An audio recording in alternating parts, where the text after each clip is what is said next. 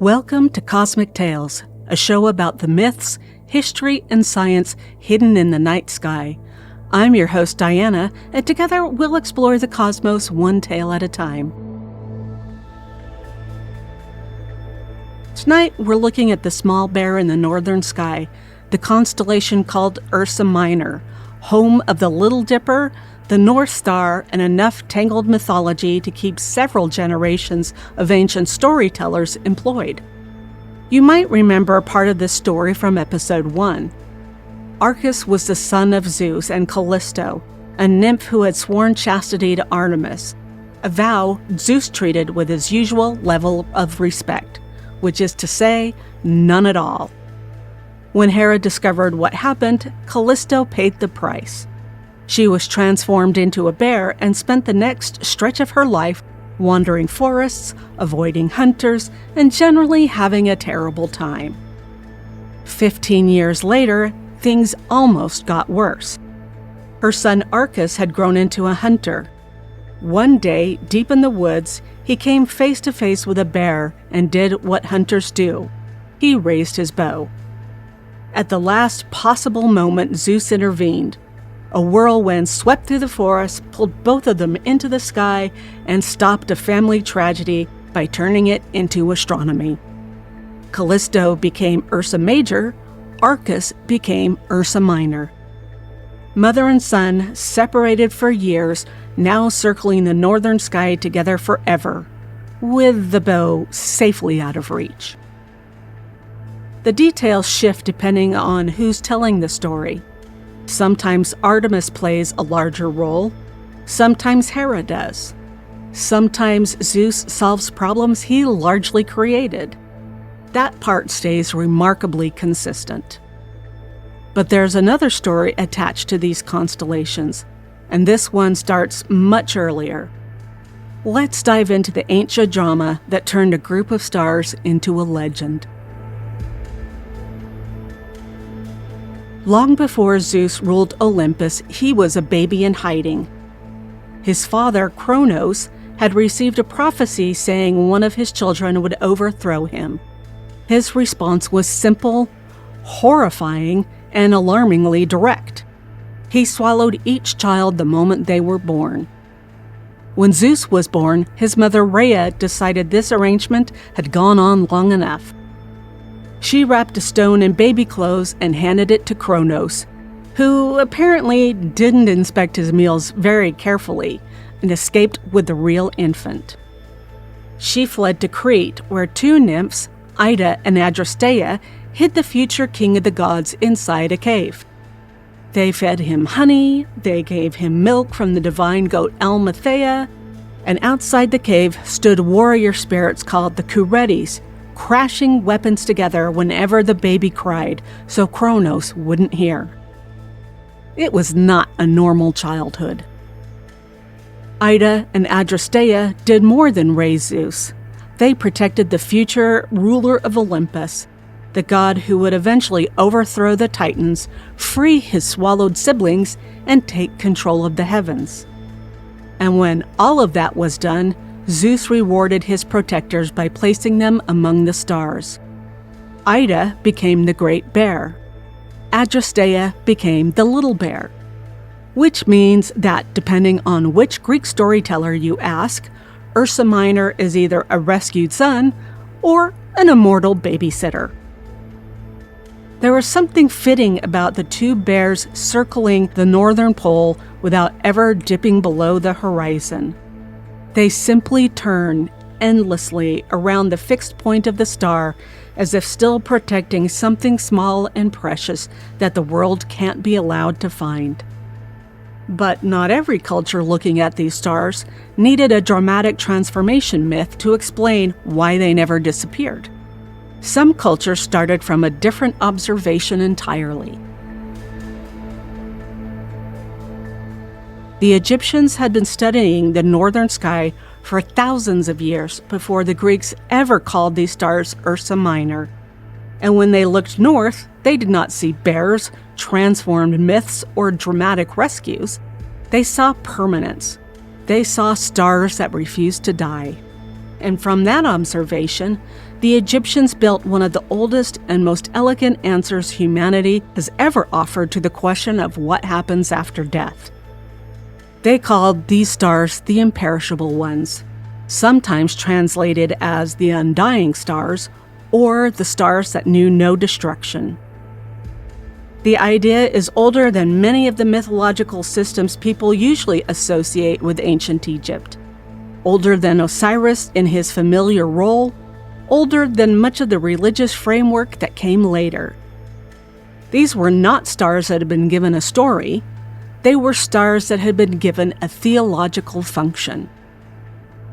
The Egyptians watched these stars circle endlessly around the pole and arrived at what must have seemed like the obvious answer. These were stars that could not die. The region around Polaris, Ursa Major, Ursa Minor, Draco, and their neighbors became the heart of this imperishable zone. The Egyptians imagined this region almost like a celestial island, separate from the ordinary rules governing the rest of the sky. All other stars obeyed a rhythm of appearance and disappearance. These did not. They simply turned endlessly around a fixed point of the northern sky, exempt from the daily death that the setting sun enacted every evening. And from that exemption came a theology. If some stars never died, perhaps the dead could join them. Some of Egypt's earliest religious texts, older even than the pyramids themselves, describe the afterlife not as a journey below the earth, but as an ascent into these northern stars. The righteous dead did not simply vanish. They joined the Imperishable Ones. They became part of the sky that never set, circling the pole forever, present every night for anyone who understood what they were seeing. This belief shaped more than mythology, it shaped architecture. The pyramids were built with their formal entrances facing north, toward the realm of the Imperishable Ones, the direction the dead king's soul was expected to travel on its journey into the sky. Those narrow shafts inside the Great Pyramid? Despite the nickname, they were probably never air shafts at all. Today, scholars interpreted them as part of the pyramid's broader ritual architecture. The pyramids were built with cardinal precision, and the shafts appeared to have played a symbolic role in connecting the king with the heavens above. In fact, one of the northern shafts doglegs through its course, so the more important point is symbolic. These passages created a permanent connection between the royal tomb and the imperishable stars above, a route for the king's spirit to ascend toward the stars that never set. In that sense, the pyramid was not just a tomb, it was a launching point. Maintaining that system required people to pay close attention to the sky. Egyptian priests and astronomers tracked those northern stars for centuries, watching how they circled the pole, noting their positions through the seasons, and using them to structure religious calendars and ceremonial timekeeping. The Imperishable Ones were not just symbolic, they were practical.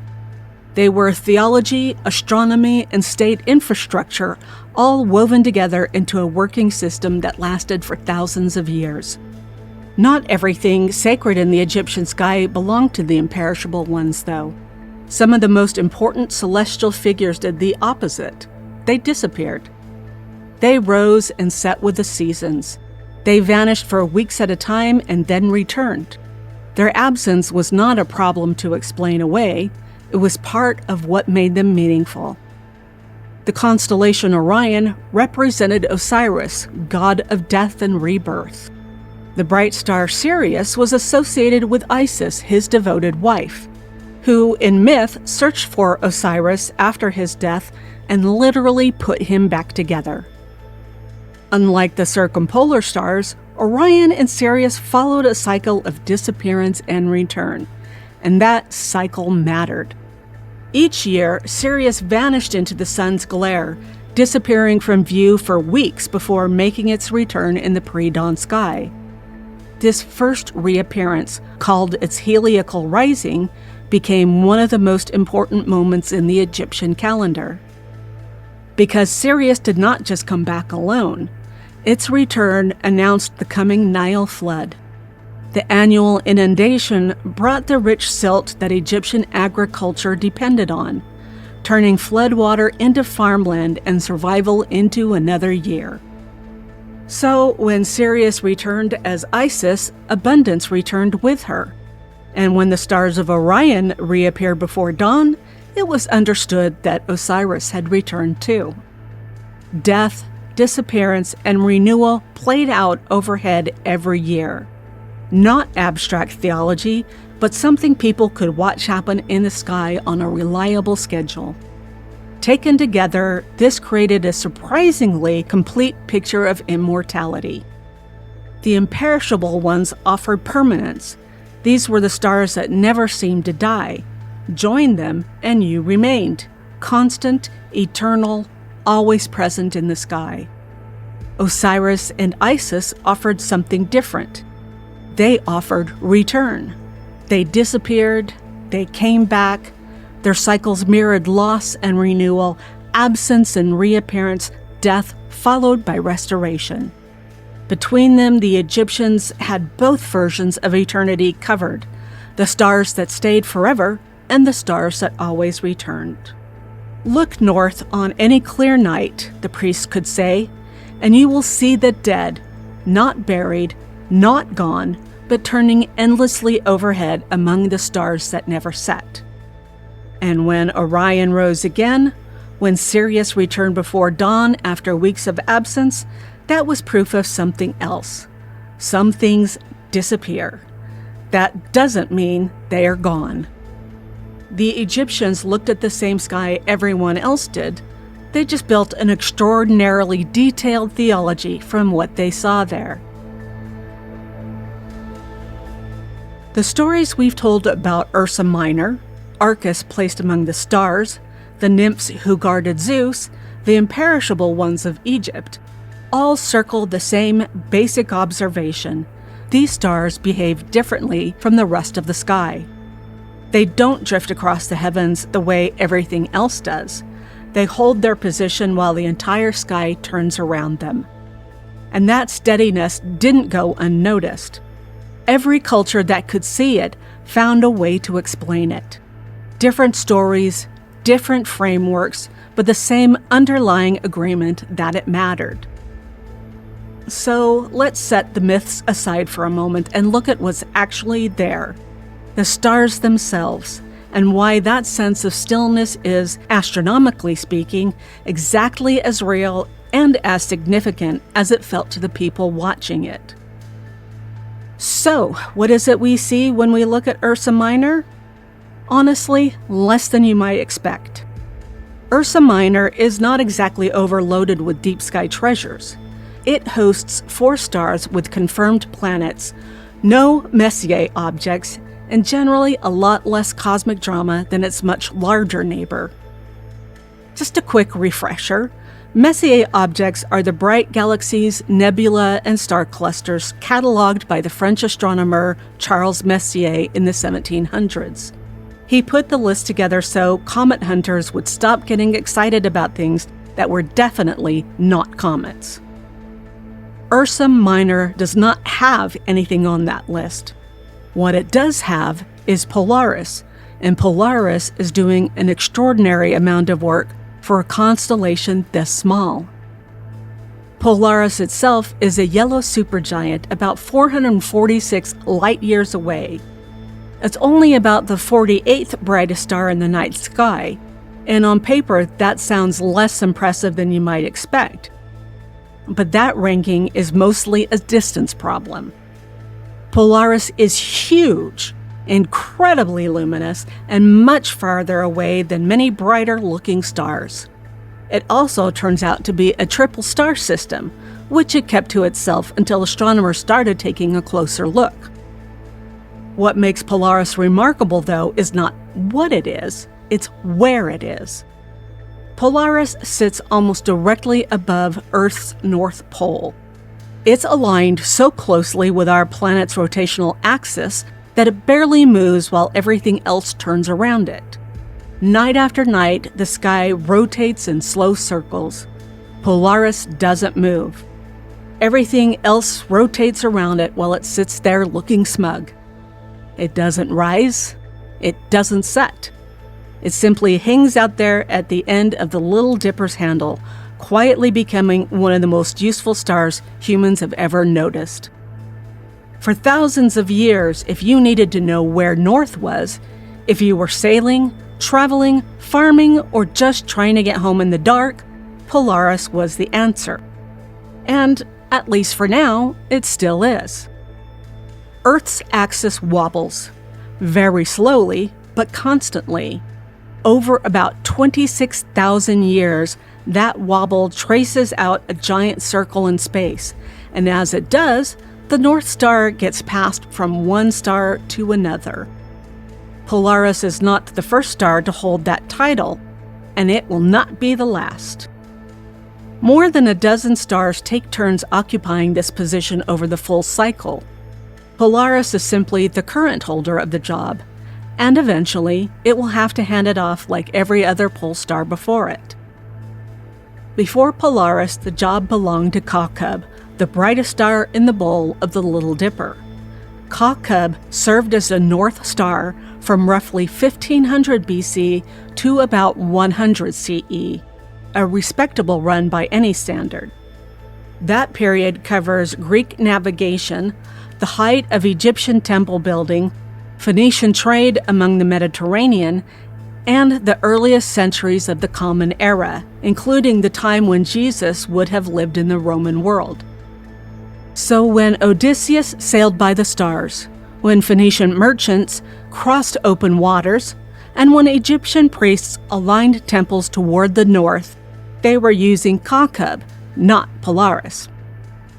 Today, Kakub and its neighbor Pherkod hold the much less glamorous title of Guardians of the Pole, which sounds dramatic, but mostly means they circle around Polaris at a respectful distance, much like retired officials who still show up to important ceremonies.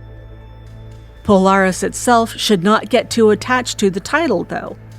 Around the year 3000, Earth's slow axial wobble will pull the North Celestial Pole partway to a star called Eire.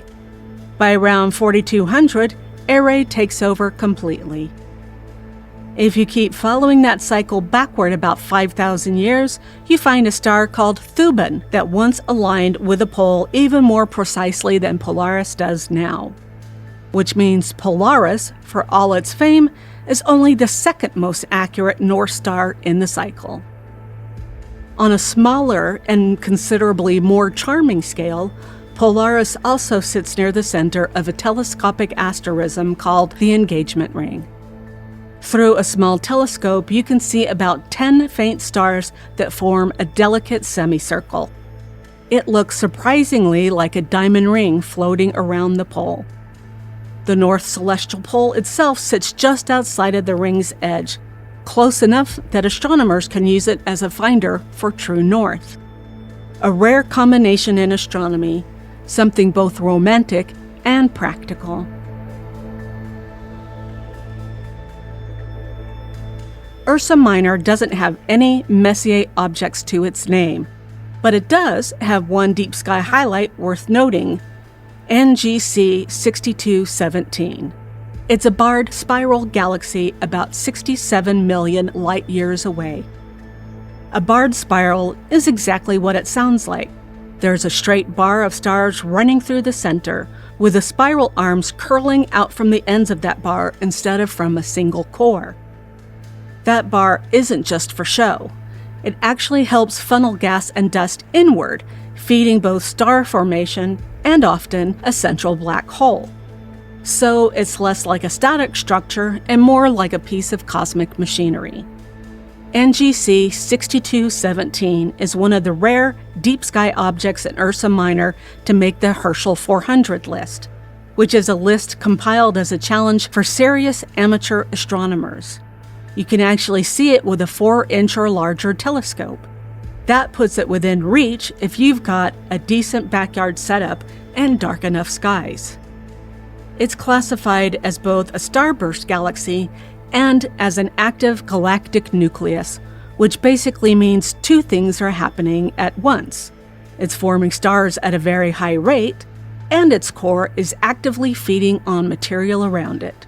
So, it's a galaxy that refuses to sit still, which is an interesting contrast, really, when you think about Polaris, the most still and steady point in the northern sky. Beyond that, Ursa Minor has a few quieter residents too, including a dwarf galaxy made up mostly of ancient stars, along with a couple of more unusual systems that don't really fit neatly into standard categories. None of them are easy to observe. But for a constellation that spends most of its time overshadowed by Ursa Major, Ursa Minor is quietly holding more than it first lets on. And then there's something strange happening around Polaris itself. Most nebula glow because a nearby star lights them up, a local source of energy illuminating nearby gas and dust. But the structure surrounding Polaris, known as the Integrated Flux Nebula, works differently. It isn't lit by one star, it's lit by all of them.